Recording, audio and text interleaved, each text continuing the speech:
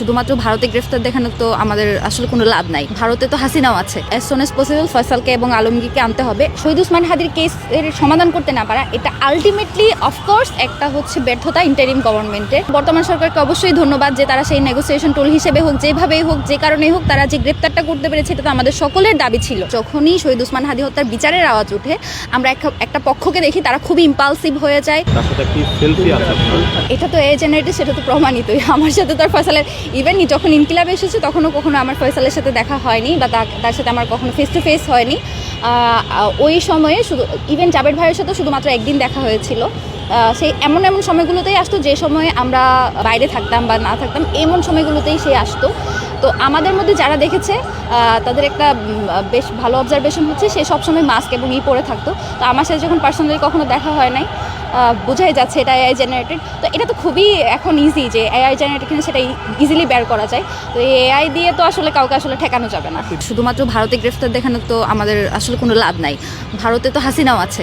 তো as soon as possible যাদেরকে গ্রেফতার করা হয়েছে তাদেরকে দেশে পাঠাতে হবে এবং ইন্টারোগেশনের জন্য তাদেরকে যত দ্রুত সম্ভব রিমান্ডে নিতে হবে। বিগত সময়ে যেটা দেখেছি যে কোনো একটা রাজনৈতিক মার্ডার কেসকে রাজনৈতিকভাবে হাতিয়ার বানিয়ে অপ্রেস করা হতো অপোজিশনকে। এখানে কোনো নিরপরাধের কোনোভাবে ফাঁসুক কিংবা হচ্ছে রাজনৈতিকভাবে এই কেসটাকে কোনোভাবে তারা টুল হিসেবে ইউজ করুক, এটা আমরা চাই না।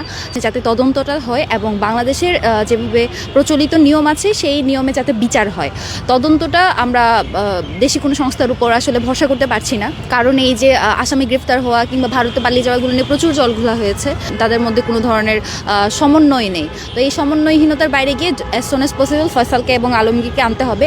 ফয়সাল এবং আলমগীর একদম লাস্ট টুল, একদম শুরু থেকে যার মাধ্যমে অর্থ আদান প্রদান হয়েছে, পরিকল্পনায় যারা ছিল, যারা তাদেরকে পালিয়ে যেতে সহায়তা করেছে এবং যাদের মদদে এটা হয়েছে, প্রত্যেকের নাম আমরা চার্জশিটে দেখতে চাই। যখনই শহীদ ওসমান হাদি হত্যার বিচারের আওয়াজ ওঠে আমরা একটা পক্ষকে দেখি তারা খুবই ইম্পালসিভ হয়ে যায়। আমাকে কিংবা জাবের ভাইকে যদি কোনোভাবে ফাঁসিয়ে বা ইনকিলাব মঞ্চকে যদি কোনোভাবে চুপ করিয়ে দিয়ে যদি তারা ভাবে যে শহীদ ওসমান হাদির হত্যার বিচারটা ধামাচাপা দেওয়া যাবে, তাদের আসলে সেই আশার গুড়ে বালি। কারণ বাংলাদেশের 8 লক্ষ মানুষ একটা মানুষের জানাজায় সামিল হয়েছে এবং তারা বারবার পুরো বাংলাদেশ থেকে মানুষ এসে সেই মানুষের কবর জিয়ারত করছে, সারা বাংলাদেশ থেকে মানুষের বিচার দাবি করছে।